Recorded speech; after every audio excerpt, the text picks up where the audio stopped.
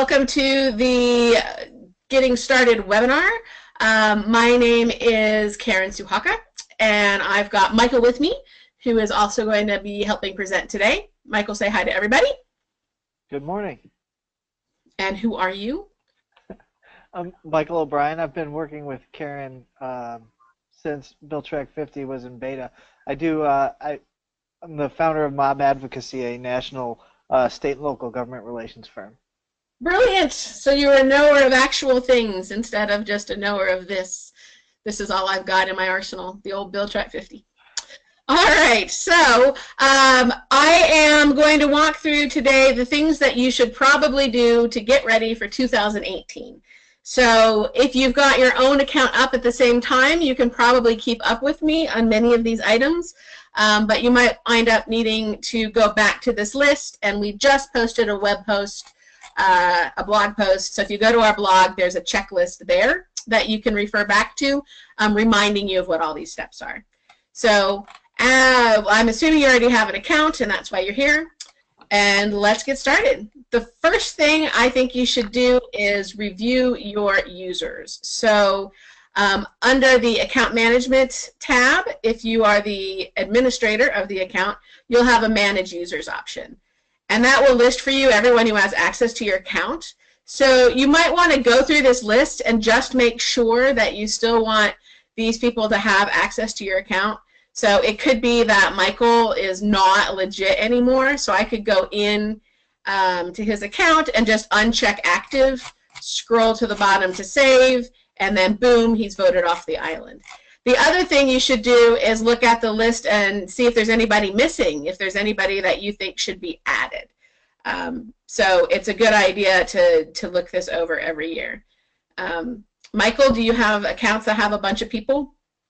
I have a few accounts with a bunch of people. I use BillTrack50 with my clients, and some of that is they have their own accounts and they manage, and some of them, I help them manage. So I'm constantly reviewing your users because turnover in government relations world is often high. Right, people come and go. So just keep an eye on that, and the end of the year is a great time to just go ahead and make sure that everything is how it should be. All right, the second item that you should do each year is go through and consider which bills are important that you would like to save. So what happens at the beginning of the year is on January 1st, all of the bills from years that are no longer valid will drop off of your bill sheet. So states that have one-year sessions, like Colorado, just does sessions 1 year at a time. So on January 1st, all of the 2017 bills from Colorado will drop away. For states that have 2-year sessions, like California or like Congress, those bills will stay because that session is still alive, and so those bills still might pass, so they will stay on your bill sheets. But that means if you would like to save a snapshot of how your bill sheets look right now, then now's the time. Sometime before the end of the year, you're going to want to take a snapshot of the bills you might want to go back to review in the past. And one thing I've done with that is I like to build it up so that you can have like stakeholder pages showing what you've looked at previous years.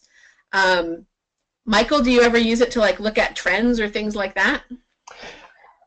Yes, trends are always important in government relations. Seeing what topics come up from year to year to year, especially in states will have similar bills come through every year. They'll tweak them a little bit, and it's great to be able to go back and see, hey, this is what they put through last time. This is what they're looking at this time.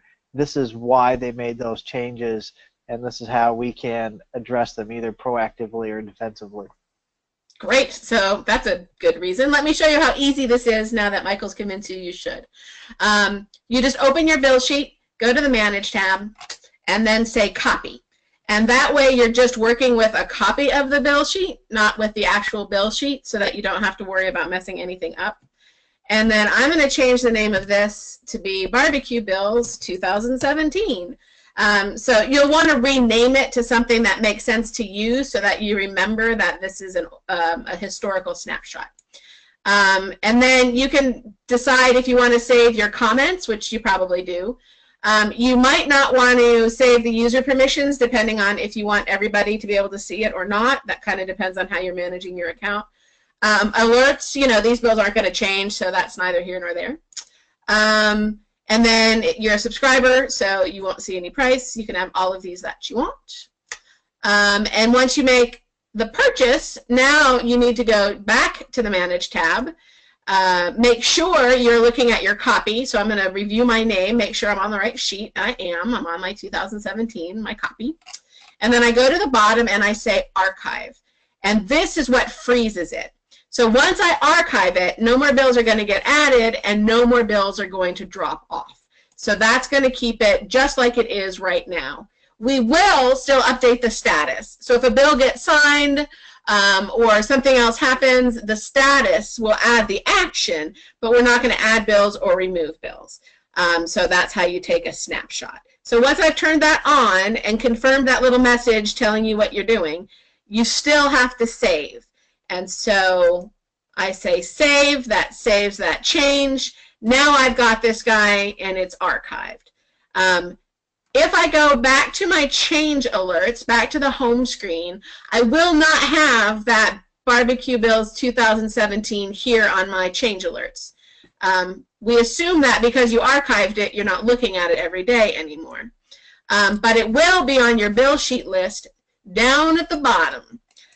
So we take the archive sheets, we put them out of the way at the bottom, and here's my new archive sheet with a few others that I've archived. And so they just sink to the bottom to stay out of your way. So they're still accessible. You can use them for widgets, for maps, for stakeholder pages. You can use them for scorecards. You can click on them and read the bills anytime, but they're not in your way. So they're not going to be daily, like, cluttering up anything. So you can make as many as you like. Better safe than sorry. And then if it turns out halfway through next year you decided you really didn't need half of the copies you made, you just go open it up, go to the Manage tab, and delete it back out. So the delete button's here. So, you know, be generous with yourself, just in case you decide you want to look back. That's the pack rat in me speaking. The other reason you might want to archive a sheet without taking a copy is if you're done with a project but you don't really want to destroy it, or if you've written a blog post or you've otherwise shared a list of bills with a group of people and you don't want that list to change. So if you're talking about 7 bills and you created a stakeholder page to share those 7 bills, lock the sheet so that it stays those 7 bills. So that's another reason why you might use the archive. All right, so that's archiving bills for posterity. You have until January 1st to go through and decide. Does anybody have any questions about that, or concerns, or things you want to know about bills dropping out or about saving copies? Just unmute yourself or raise your hand. Michael will deal with questions, or you can just talk anytime. Okay. So that is archiving. The next thing you should do, especially if you archive some sheets, is go and look at your widgets and make sure that they're all still hooked up properly and that they've got the bills you expect. So look at your map, look at your widget, look at your stakeholder page. Whatever widget you're using, it's a good idea to at least once a year just make sure they're still hooked up properly. If you archived the wrong sheet and you didn't mean to, you can either swap them around, you can contact me and I'll help you, or you can just copy and paste the proper code back into your website.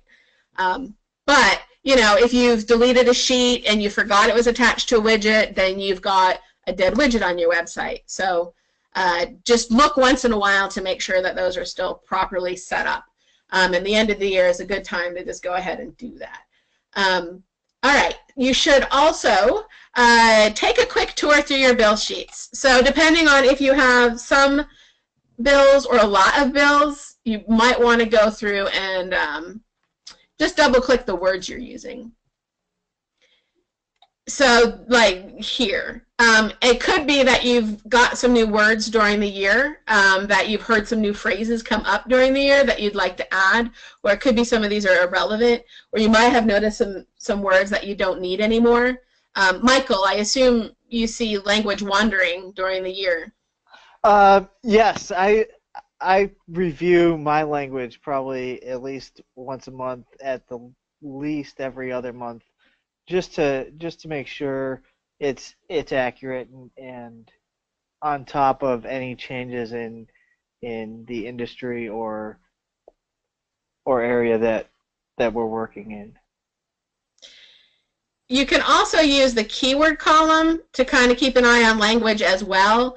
And if you don't have that turned on, you can get it by going to your Manage Bill templates and editing your template to turn on keywords. So I just went to templates. I can edit this, and then I can go down to keywords and turn them on. So you can always just turn on and then turn off keywords, but that's a great way to kind of make sure that you know what the words are. And just see if there's anything that you should be adding, because the state has started throwing around some new phrases. So it's just a good idea to glance at that at least once a year, or as Michael said, more often if you can. And as long as you're in here, you should also just make sure your alerts are what you think they are. So you may have made a bill sheet and then forgotten to turn on the new bill alert, or maybe you've changed your mind and you don't need action alerts anymore. So think about the alerts you've gotten during the year, decide if they were too big or too small, and go ahead and adjust your alerts. So as long as you're walking through the bill sheets, taking a glance at your queries, also take a glance at your alert settings. Just make sure they're what you think they are, and then make any adjustments based on if you were getting too much or too little information. Okay, the next thing that you should do is quick, but might be helpful. On your regulation pages, in the query, because we don't have sessions with regulations, we have to do it by just calendar date. So when you create a bill sheet, we default to 6 months ago as your start date, but you can make that anything you want. So if you created, but this doesn't change. So once you've made it, it stays this way forever. So if you've got a bazillion regulations, you might have 2 years worth. So go through your regulation pages. Good idea to glance at your words, but go ahead and update the dates to be something that makes sense for you for the year going forward, just to keep that kind of under control. So definitely review that.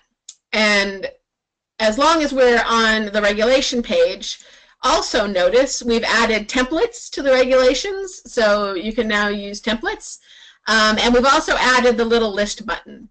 So if I want to, I can add this regulation to another page. So let me click that. And so I can add it to any other regulation page. So now you can do like a priority regulation page and move your regulations around. I'm going to go ahead and show you that list button on the bill sheets. So the list button used to be a plus button, depending on how long it's been since you've been in there. Let's see. I'm looking for a query that might have been on more than one. Yes. Okay, so here I can see that this campus free speech bill also showed up on my education policy one. So I can see that it got added on this date, and I can actually hide it now right from here. So if I want a bill on only one bill sheet, or if I'm just curious if it met any of my other queries, this new list will show you all of that. We'll let you add it to other bill sheets, also remove it from other bill sheets, as well as if you add it to another bill sheet, you can copy the data with it. So if you've already filled in your position, you can take that with you when you put it on the new bill sheet. So the little plus has become actually a really powerful tool for you to review what bills it matched and remove bills right from here. Michael, have you been liking the new listy button? I do. I'm often moving bills from, adding or removing bills from different bill sheets. A lot of my clients use a high priority bill sheet, both on the legislative side and the regulatory side. So it's great to be able to just add it right in there, and so you're not. It's not a multi-step process before like it used to, and Yeah. your comments and everything copy right over. So that's um, a great added benefit. And we also have on the Manage tab this sync button. You're going to want to use this only if you understand it, but it's a way to move all of your comments at once. So if that sounds appealing to you, if you realize you've got a bunch of summaries filled in and you want to move them someplace else, make sure that you have talked to me and you understand how this works before you use it. But you might find this is just the ticket to move data around, especially if you have added some bills using the list button and forgot to check copy data. This will get everything back synced back up. But it can also mess things up if you don't know what it does. So let me explain it to you before you really start using it regularly. All right, so the next new feature that I wanted to highlight for you is we've added some new columns to the templates. So I already highlighted for you the keyword temp, which isn't new, but it's come to my attention how useful it is, and we actually just wrote a new blog post about it. But we've also added this new column called Created. So that's the date we added the bill to the database. So that is basically exposing our true selves to you. So try not to be too judgy. So if a bill came in late, you're going to know it. But this is when we added it to the database. So this will give you an idea. If you're gone for some reason, if you don't have a computer for a few days, or if you're on vacation for a couple weeks, which would be great, you should all do that before the end of the year, you can come back in and turn on the created column and then sort on that column and see everything that's actually been added in the last few weeks. Or if you like to generate reports for people, and you just want to show them the latest bills, you can add this right to your bill sheet. And then when you export it out to Excel, you can sort it and show just, the new week, the new month, whatever you need to hand that out to other people to say, here's what's new. You can always sort on the action date as well to say, and here's what's moved. So this is just a new column so that you can say, here's what's new. Michael, I have to think you're excited about that new data. I'm very excited about that. In reporting to clients, I used to have to put in an identifier. I would put in like new and the week that the report was dated to easily pull new bills out. And now with the created column, it's easy to pull out dates and say, hey, from last week to this week, and just go from there. Excellent. So yes, it's my goal to make your life easier. So that was my customer request. So for sure, request things that would make your life easier because we want to add them. A couple extra things that we've added to hopefully save you time.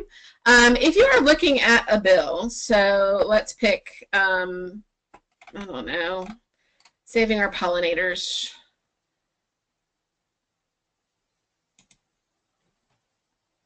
We're all worried about this. So, of course, you're familiar with this screen. We've added now a link right to the official document on this main screen right here. Maybe that's useful to you, hopefully. And then we've also added some stuff to the legislators, quite a bit to the legislators, actually. So we've added this Ballotpedia link and this Follow the Money link so you can see their entire electoral history and also where their campaign contributions come from. So that's a nice tool. Also on the staff page, we've added phone numbers and email addresses for all of the staff members. So hopefully that will come in handy as well. So that's some of the new data we put up. On the bills, we also added some more data to the Associated Documents tab for some states. So like in Tennessee, we started adding fiscal notes, stuff like that. So you might notice a little bit of extra stuff there. For regulations, we've added one more thing. So let me pick some random regulation. Here we go. So we give you the source of the regulation up here so that you can see like what website to go to read more about it. So this is from the gpo.gov.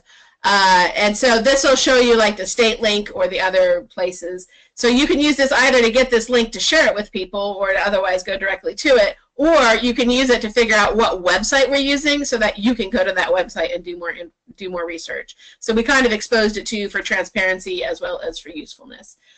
So if you were wondering where our data comes from, now you can see exactly where it all comes from.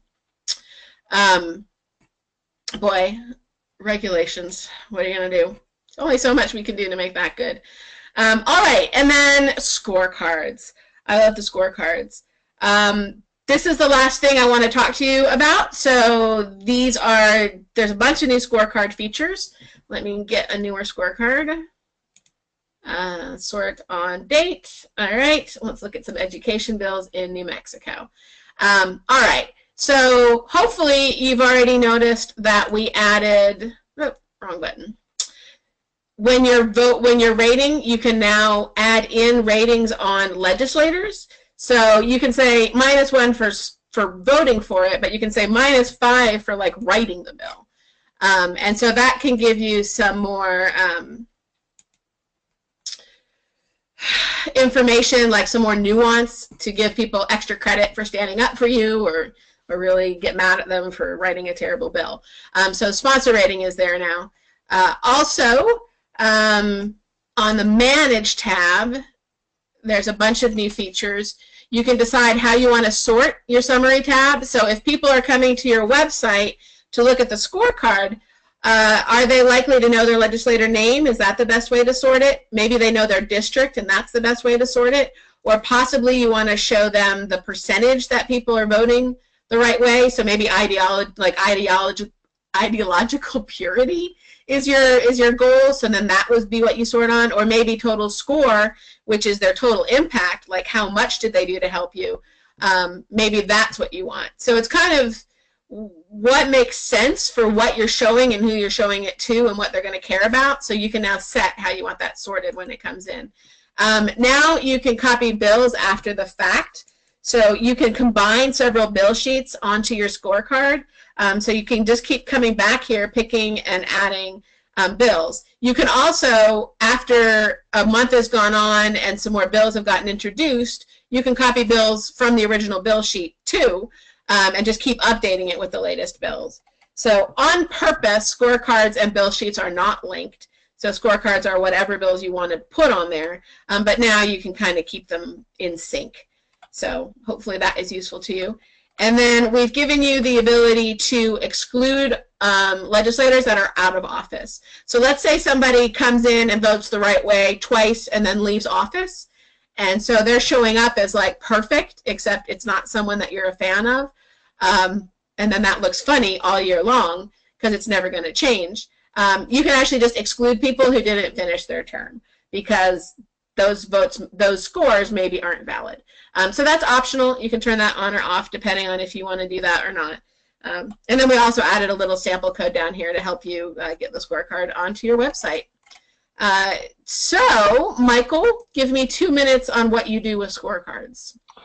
I love scorecards, both as an external tool and an internal tool.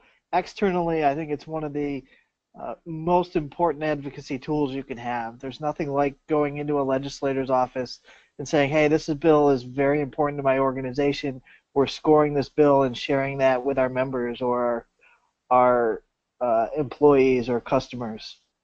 I've heard that too. People say that they really feel like it has an impact. You know, legislators listen to those who vote, and people who tend to pay attention to a scorecard are probably people who are going to go out and vote.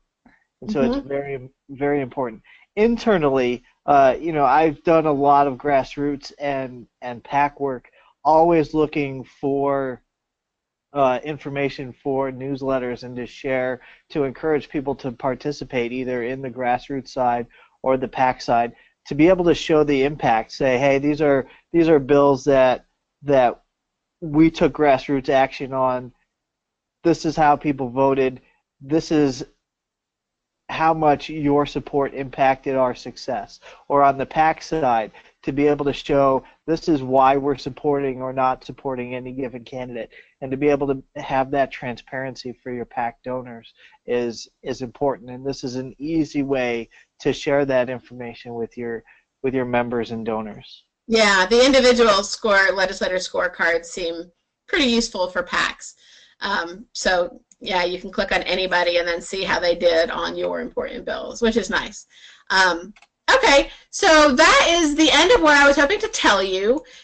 Does anybody have any questions or issues with their own accounts or searches that we can help with? Anything that you're worried about for 2018 that we can actually do anything about? Any questions at all? All right.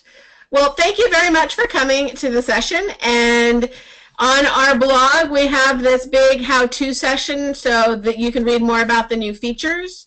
So that's a great resource for seeing exactly what we've done. This checklist I mentioned is right here. I'll also email it to you. And then you can contact me anytime. So thanks for coming. And thank you, Michael. Thank you. Bye-bye.